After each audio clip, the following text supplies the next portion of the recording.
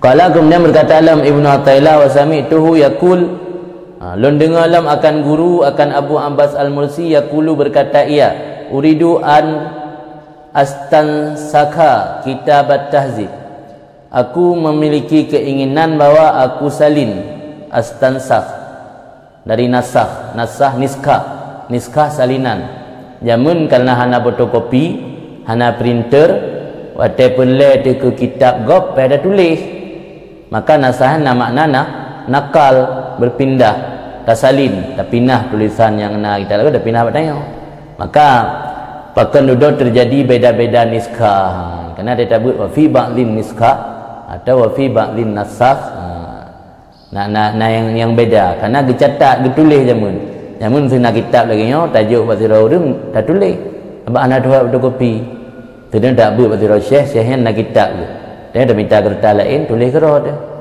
Kadang-kadang ada tulisan bisa jadi karena terlalu tajam ada tulis nah kalimat yang tersingkat atau nah kalimat yang tertinggal. Maka pekan sehingga kitab-kitab klasiknya nah yang berbeda naskah lah tu. Karena memang kan fotokopi, yang ini kan fotokopi. Yang fotokopi pu yang nah bagi kita asli mana itu bit kopi kan. Sebab menyata tulis bisa jadi dia dah singkat. Mesti lagi belum BLM dah singkat.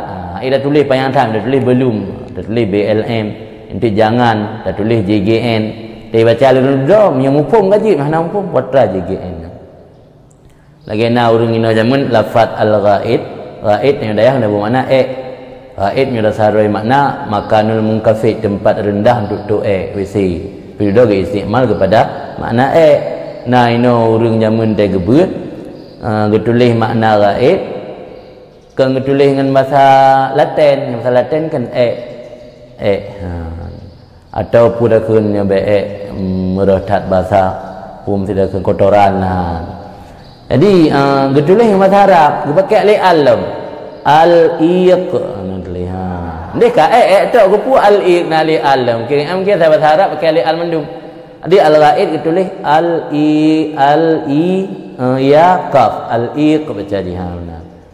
Dah kita belani tebel lani idebat tengku bermakna ke le salah satu santri sangkan mana ji tengku usit hom pak ayah long dah buat jamun kan boleh makna dalam bahasa Arab boleh maka le tengku geja putra rupanya al-iq pakai al angian contoh sampai dan tulis mana kitab dia baca lani ingat itu pu dah pun menggambar naladum santri menggambar kitab dia tengah jatuh cinta gambar lambang lo yang tengok kitabnya rumpak bulan ni fikir maya roh ke jamun terbut lalu gadung gambar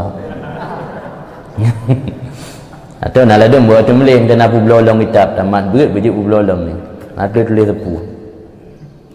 Jadi jamun yang boleh pegang hanapak kopi kitabnya ngesalin dia tak salinnya habis hotel apa-apa kitab belum kitab Dubai yang untuk menjilid-jilid. Di sing cerita kena gepegah le Ibnu Athaillah kan pernah kedengar gurai katnya ingin kena salin kitab tahzib. Kan kira li waladi Jamaluddin bagi anak lun yang bernama Jamaluddin. Jamun dia takjuk anak buat beut atai laki kitab dia dah tulis le.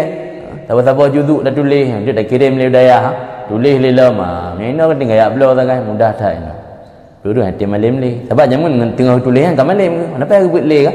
Ada yang tulis kan pasti terfikir pada yang tulisan. Mina nak le kan kopi dekat, kopi tu dapur bilik.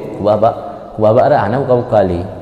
Yang naik buka ang lewat fotokopi buka. Naik baca apa je? Buka untuk kopi dekat.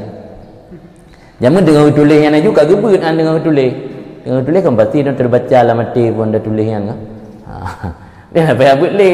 Yang baru nyamun buat. Himah orang nyamun luar biasa dan le broken kesempatan yang menjadi peluang untuk gotnyan menuntut ilmu, termasuk kesempatan atau peluang saat menulis kitab. Ini apa ni kitab kali jadi tablo. Kitab kali tablo kamu segel dalam plastiknya nak merupa buka. Kalau tablo ada ibu ada tajak-jak. Hidang kat tamat apa jilid galam buka dalam geser. Adapun kalau buka aku bakra dia dah cok tega dia dah buka kamu kumat nyandung kali kit.